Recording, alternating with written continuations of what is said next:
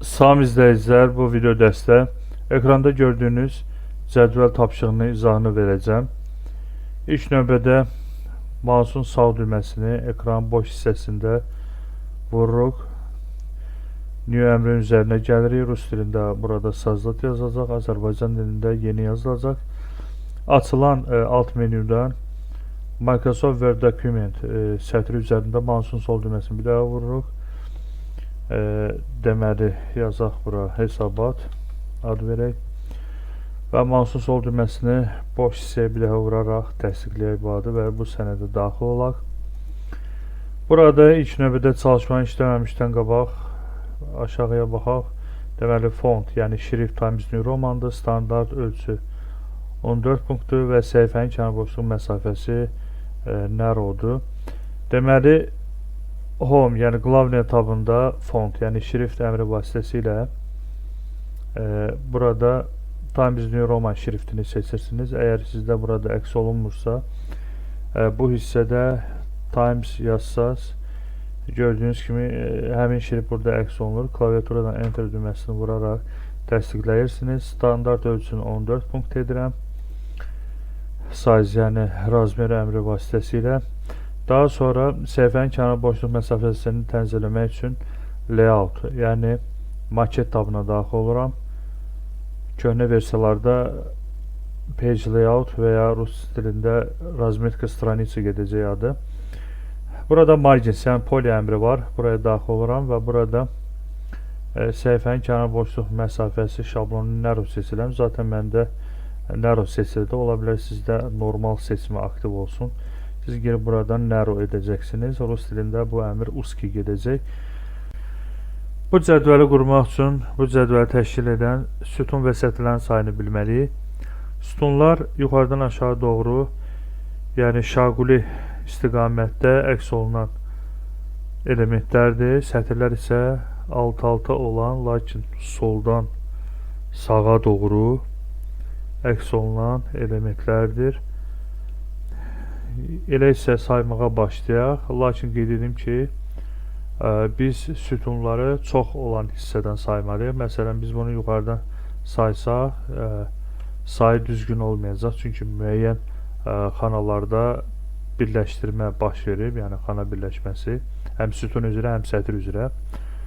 Yəni, məsələn, burada görürsünüz, xət davam edir və burada kəsilir və ya xət burada kəsilir, burada da kəsilir və s. Yəni, xana birləşdirməsi baş verib. Ona görə yuxarıdan biz saya bilmərik bu cədvəldə. Yəni, çox olan, yəni birləşdirilməmiş hissədən başlayırıq saymağa. Məsələn, aşağıdan başlayaq saymağa. Birinci sütun 2, 3, 4, 5, 6, 7, 8, 9, 10, 11, 12, 13.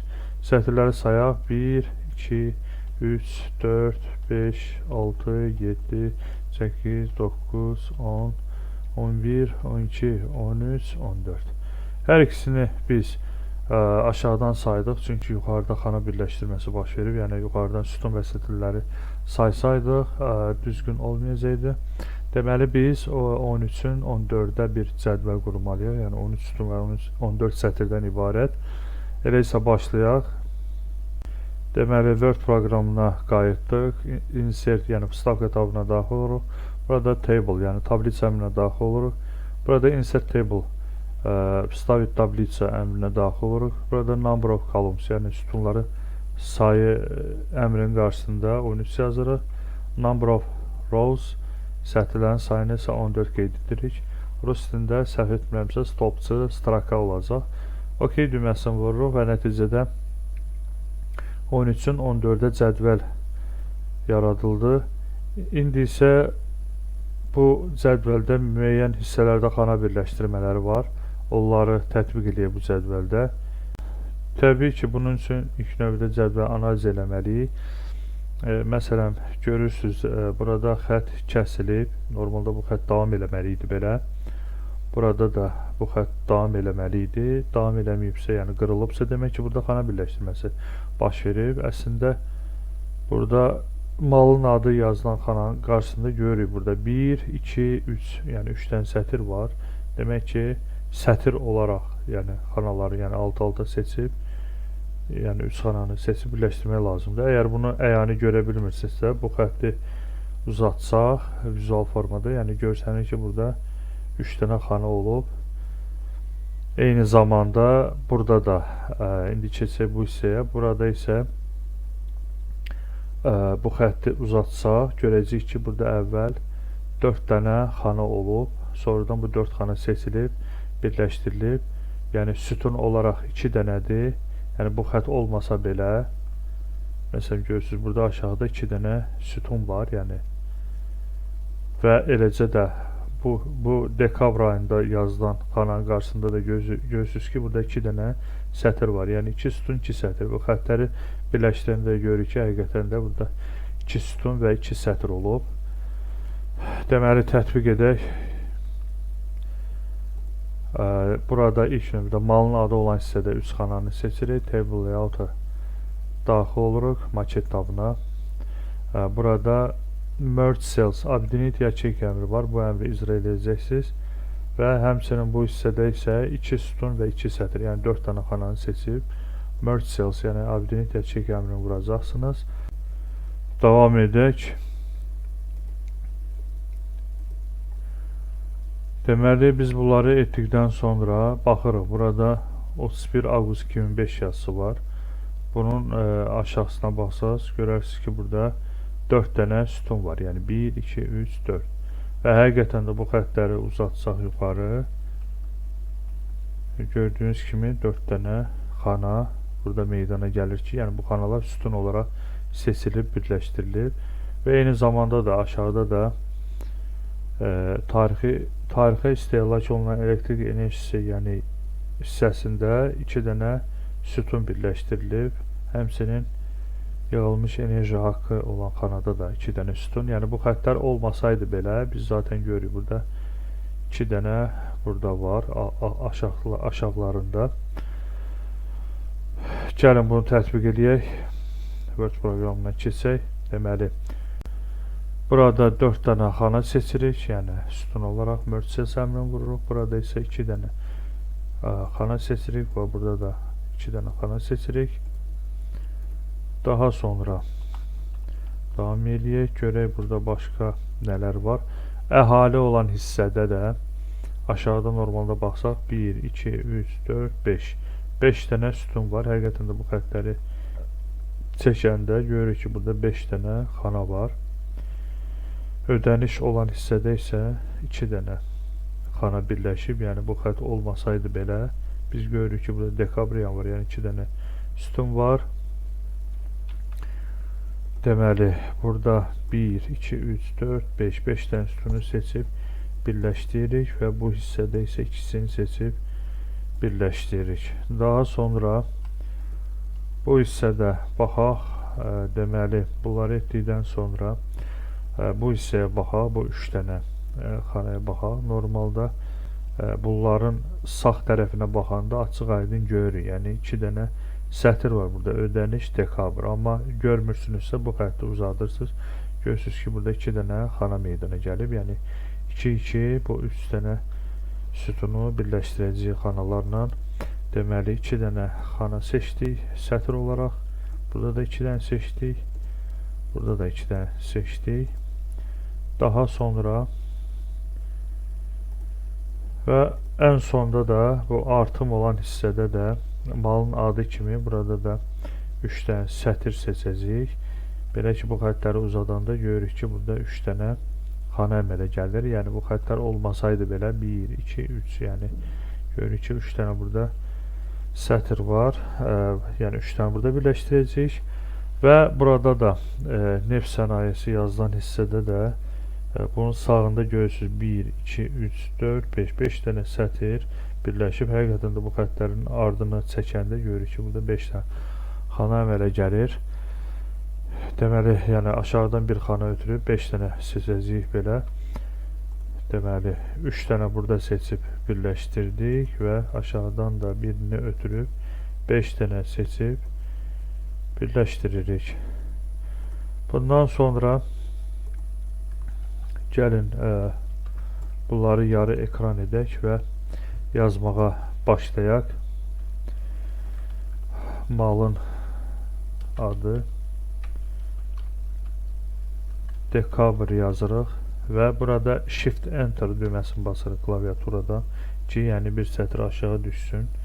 Normalda Enter-lə də düşmək olar, lakin Enter-lə düşəndə, yəni lap əyani göstərim bunu, normalda Enter vurub da düşə bilərsiniz. Ayında sözünü yazanda görürsünüz A hərfi böyüyəcək. Ona görə burada Shift Enter düymələrini vuraraq bir sətr aşağı düşün ki, yəni bu böyüməsin A hərfi.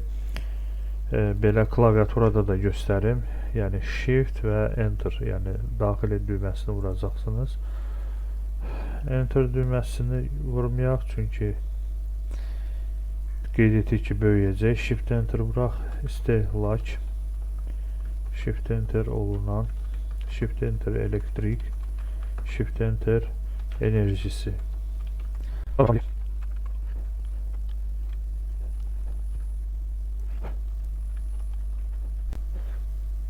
Deməli, KVTS yazırıq, daha sonra dəyər yazırıq, sonra bu ikisini seçib Glavnay tabından, yəni Home tabından kopyirovat, yəni kopya əmrini sıxırıq, daha sonra iki xananı seçib Paste, yəni Vstavit əmrə vururuq.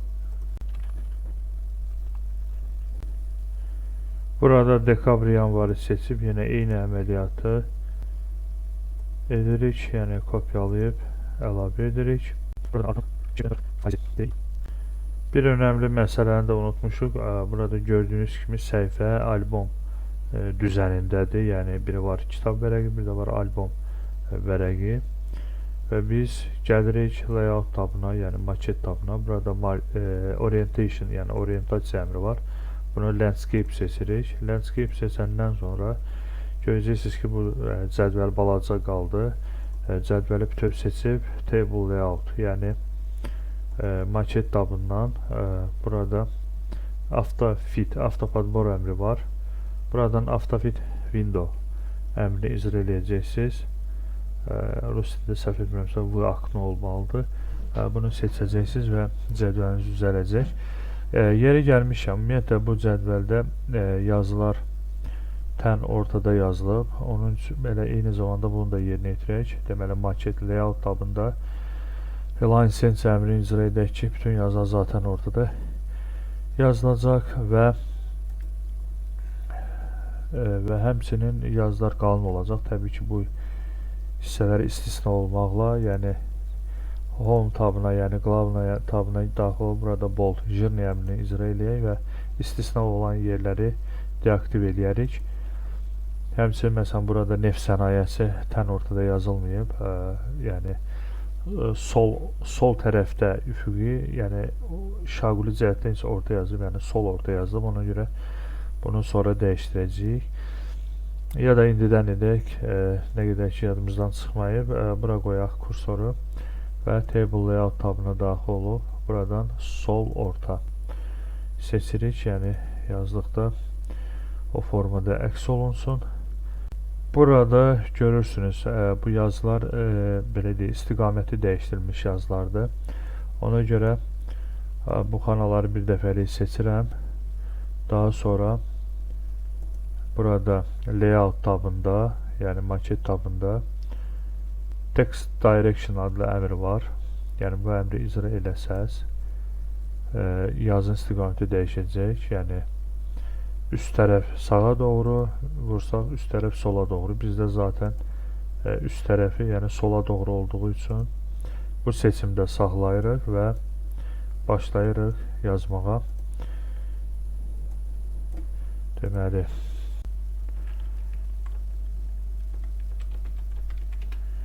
görürsünüz, burada say sözü aşağıdadır. Ona görə klaviaturadan Shift Enter düyməsini vururam və sayı yazıram. Daha sonra klaviaturadan sağ ox düyməsini vururam, yəni bu düyməni vururam və keçirəm digər xanaya.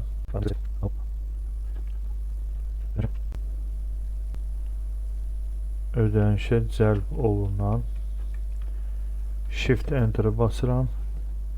Abonent sayı yazıram. Abonent sayı və görürsünüz burada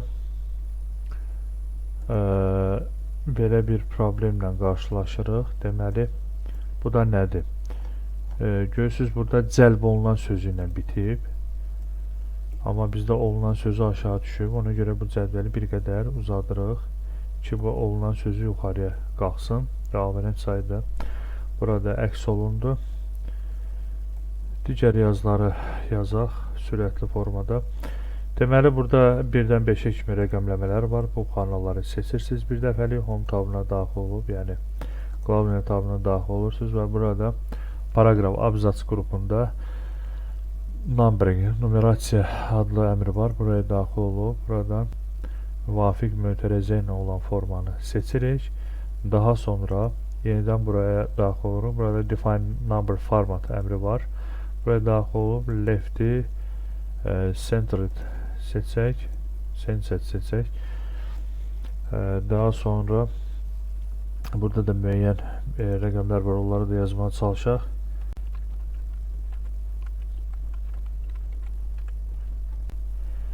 Daha sonra burada bunları seçib qalın eləmək, yəni bold əmrini deaktiv edirik. Çünki bu yazılar qalın deyil. Eyni zamanda bu hissədə də yazılar qalın deyil. Bunu deaktiv edirik və yazırıq.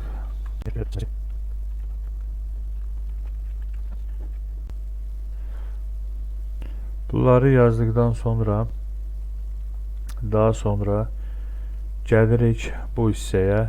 Burada əslində hesablama əməliyyatı yerinə yetirilib. Yəni burada siz bunu əlinə yazmayacaqsınız. Kursoru qoyuram elə həmin bu müvafiq olan hissəyə. Burada table layout tabına daxil olursunuz, yəni maket tabına və burada formula adlı əmr var ən sonda.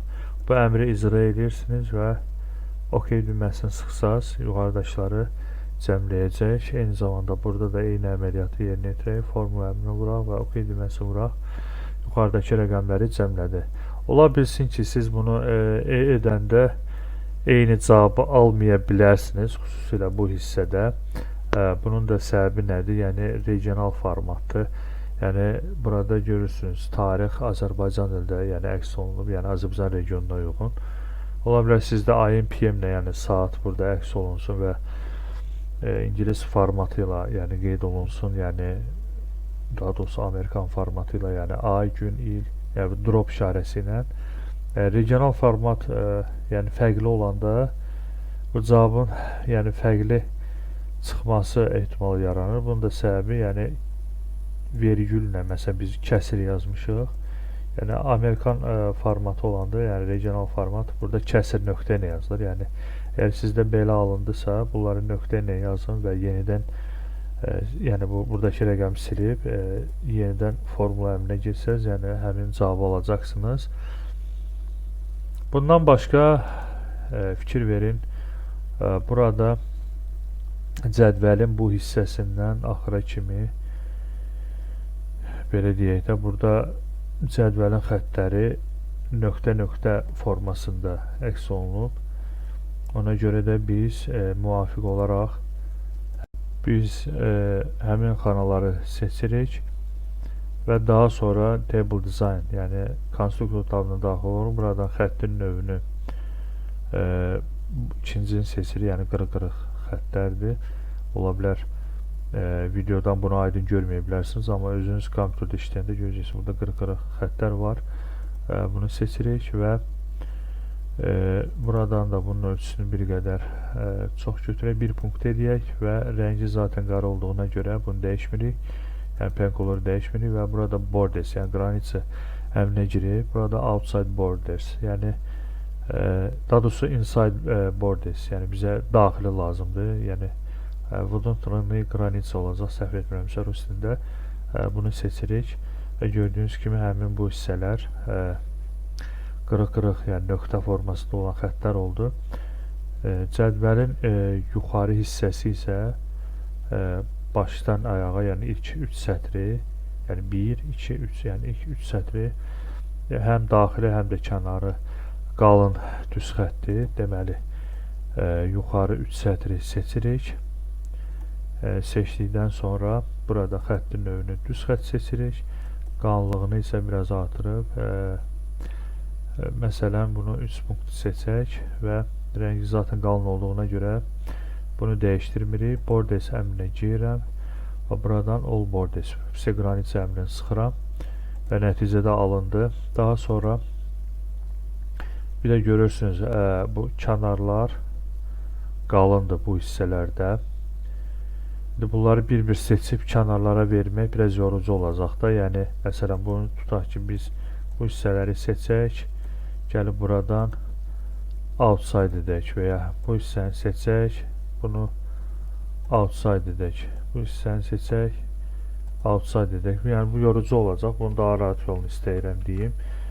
Deməli, ilk 5 xananı seçirsiniz, mouse'un sol düyməsini buraxırsınız, seçdikdən sonra klaviaturadan kontrol düyməsini basıb saxlayıb digər hissələri seçirsiniz. Eləcə də burada da eyni hissələri seçirəm. Buradan da bu hissəyə doğru və aşağını da bütöv seçirəm. Yenidən seçim aşağını. Biraz xəta oldu. Yenidən seçim deməli.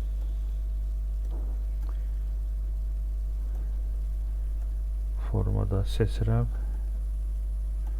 və aşağını bütöv seçirəm və daxil olub burada outside, yəni внешний граница əmrini sıxıram ki, ancaq kənarları qalın olsun və bu hissə yaddan çıxdı. Bu hissəni də ayrıca seçək.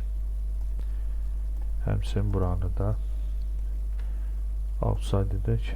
Buraya da qoyaq. Artım faizi olan hissəyə buranı da outside elədik, yəni ancaq kənarlara. Burada isə cədvəldə fikir verin, burada sol tərəfdə xətt yoxdur. Deməli, burada girib left əmri var. Left borderi icra eləyək. Görürsünüz ki, bunun sol tərəfinə qalın xətt verdi, çünki yaddaşda bu qalmışdı. Məsələn, bunu bəyaq etsəydi, yəni qırıq-qırıq xəttləri verəndən sonra bu artıq silinəcəkdir. Yəni lefti bassaydıq, yəni levoya seçsəydi, ləğv olunacaqdı. Yəni bu xətti dəyişdirdiyimizə görə yeni dəyişdirdiyimiz bura tətbiq olundu və bir daha da lefti vururuq və nəticədə ləğv olur və eyni zamanda bu hissəni də seçib ayrıca outside edirik. Əgər təbii ki, sizə çətindirsə, bunları ayrı-ayrı da eləyə bilərsiniz. Belə bu formada məncə uyğun oldu və xana rəngləri də verək. Deməli, bu hissələri seçdik, yəni yuxarı hissələr bizdə boz rəng olacaq. Dizayn, yəni konstruktor tabında shading, yəni zaливka əmrinə daxil olub buradan müvafiq rəngi verirsiniz və daha sonra burada görürsünüz bir xanadan belə deyək, narıncı və çəhrayı rəngləri tətbiq olunub. Bunu da rahat yolla tətbiq eləmək üçün deməli KVTS yazılan xananın sol aşağı küncündə gətirəndə ox işarəsi çıxır.